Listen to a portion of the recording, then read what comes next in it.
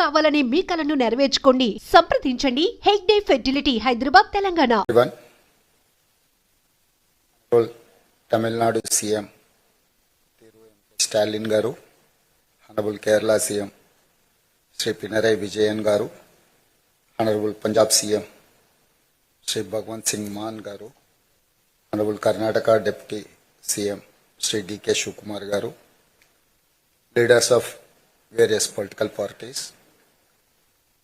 Firstly, I express my special appreciation for Tamil Nadu Chief Minister Telugu Stalin for bringing all of us together on this platform. We have shared a detailed note on our views on delimitation. We seek unity in South Indian states to fight jointly, as well Punjab. I will briefly summarize my point. Today, we have a big challenge facing the country.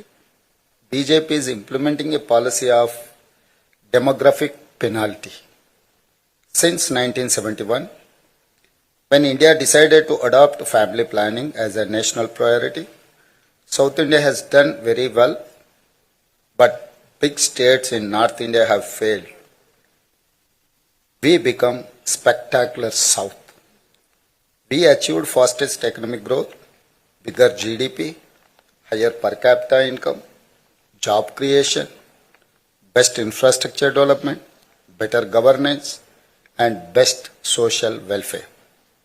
We contribute more to national exchequer and get lesser allocations.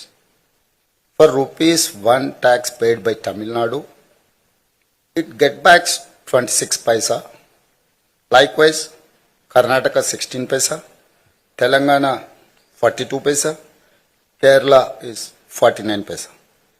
But when Bihar pays rupees 1 rupees tax, it gets 6 rupees 6 paisa. Uttar Pradesh gets rupees 2 rupees 3 paisa. Madhya Pradesh gets 1 rupee 73 paisa. We are one country. We respect it.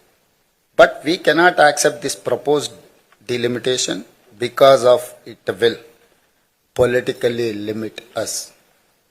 It will punish us for being performing states. We have to stop BJP for implementing any unfair delimitation. My first point, don't increase Lok Sabha seats. Do delimitation within states. In 1976, Prime Minister Srimati Indira Gandhi did delimitation without increasing any seats, because it will create imbalance of political power between states. In 2001, NDA government led by Mr. Atal Bihari Vajpayee also did delimitation in states without any increasing seats. PM Narendra Modi must also do the same. Don't increase Lok Sabha seat numbers. My second point is that South will not accept population-based delimitation. If BJP does delimitation on population, South India will lose political voice. North will make us secondary citizens. Everyone here agrees we will not accept delimitation based on the population, because then states like UP, Bihar, Madhya Pradesh, Rajasthan will dominate rest of the country. We cannot accept it at any cost. Public, political parties, and leaders of the South India and Punjab must unite and oppose this move by the BJP. My third point is that pro rata formula is also not acceptable. Pro rata formula will also hurt us. Problem of pro rata, it changes power gap. Any government is decided by the majority of one seat or one vote. We have a history of central government falling because of just one vote. So pro rata formula will also hurt us politically. What options are acceptable? My analysis is simple. Narendra Modi can follow Vajpayee's method. Don't increase Lok Sabha for another 25 years. Do delimitation taking state as a unit. Conduct delimitation within the states. Change boundaries of Lok Sabha seats inside state based on the latest census. Increase SC, ST seats in states. provide 33% women reservation in every state. I was MP of Malkajgiri in Telangana, world's largest parliamentary constituency. Total voters was 32 lakhs. Population is over 45 lakh. So I understand problem of large constituencies, but parliament is for making policies for country, not for solving smaller citizen problems. Most common public problems are solved at state level, at assembly level, at local body level. Here is my final demand and personal solution. It is time for centre to end delimitation policy against South and Punjab. It is time for centre to repay and reward us for our great role and contribution in nation building for the last 50 years.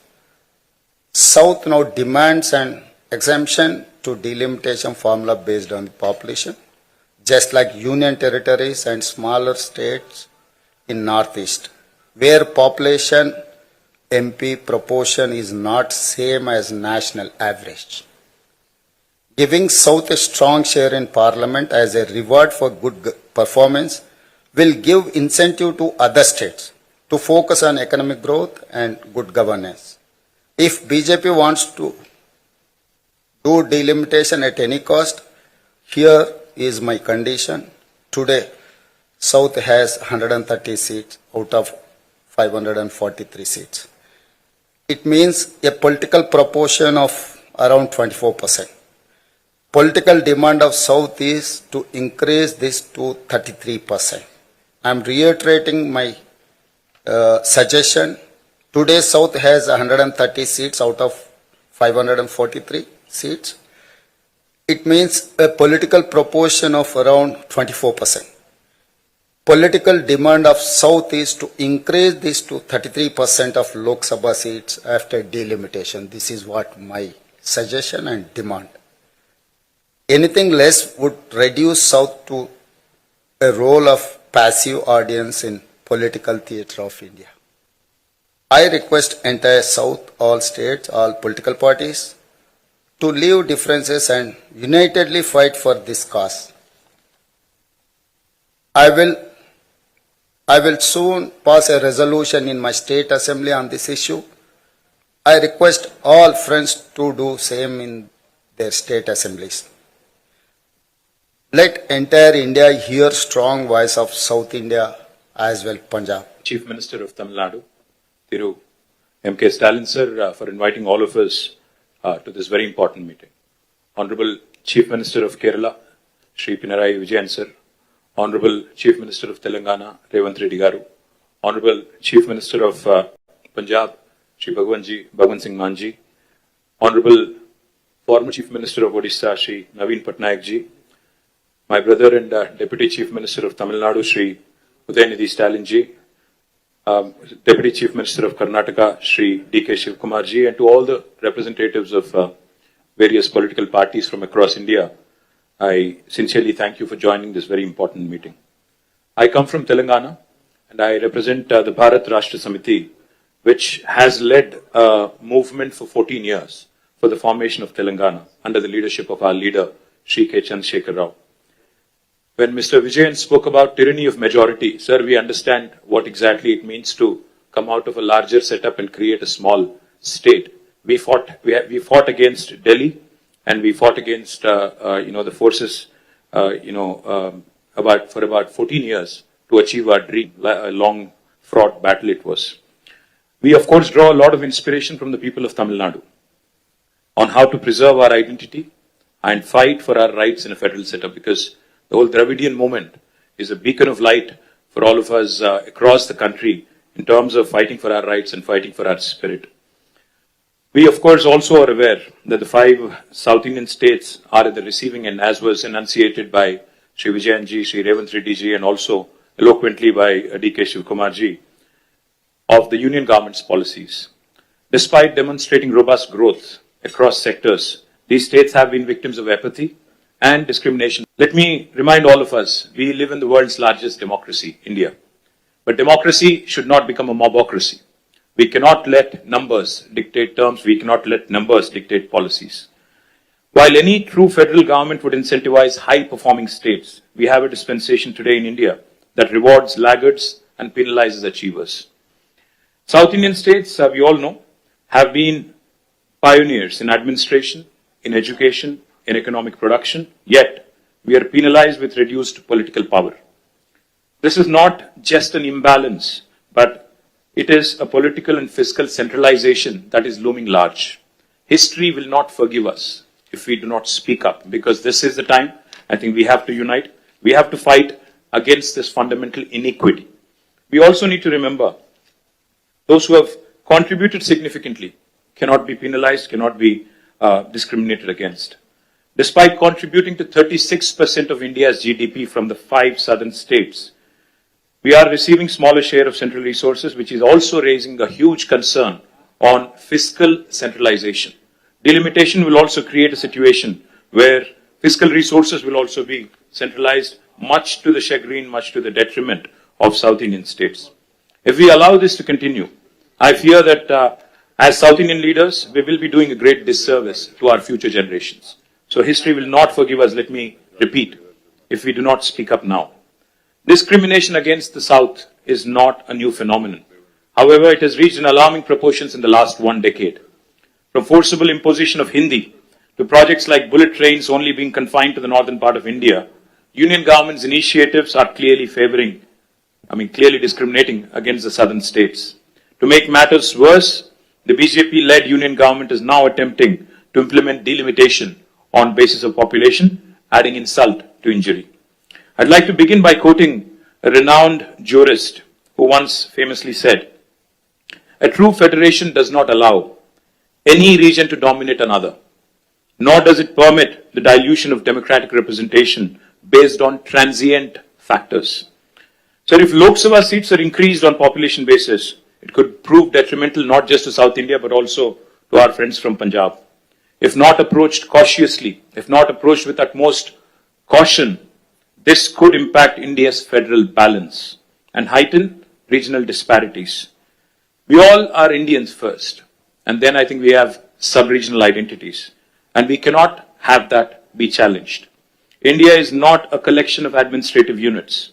It is a pluralistic, ethno-linguistic union of states, where unlike any homogeneous composition like China or Russia, we certainly are not against money being given to lagging states or backward regions. But the fact is, we are not against money of central government going to some states, but we are against hegemony.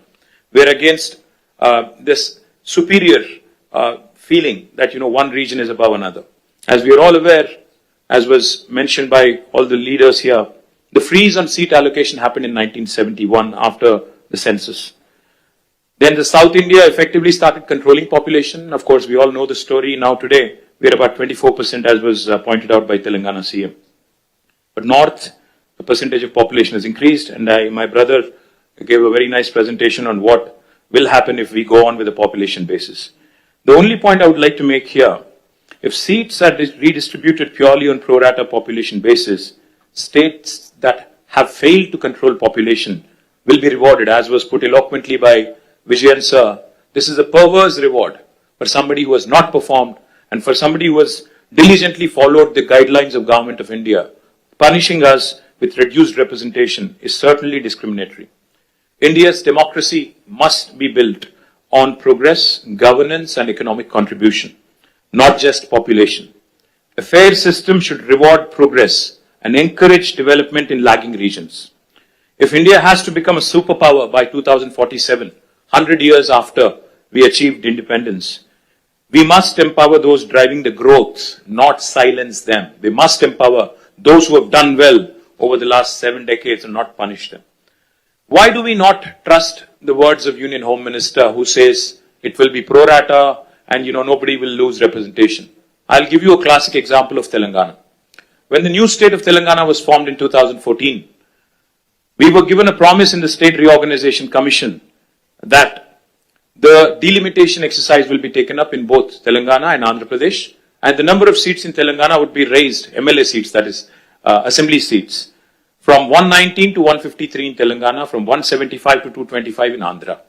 11 years since then, and it's an act of the parliament, but no action has been initiated because it is inconvenient for BJP to increase the seats. Where it is convenient for them in Jammu and Kashmir and Assam, they've gone ahead and conducted delimitation. Where it is inconvenient for them in Andhra and Telangana, they've kept it aside. Why do we not trust them? Because, their action, their history speaks otherwise. Today, the union government has indulged in cesses.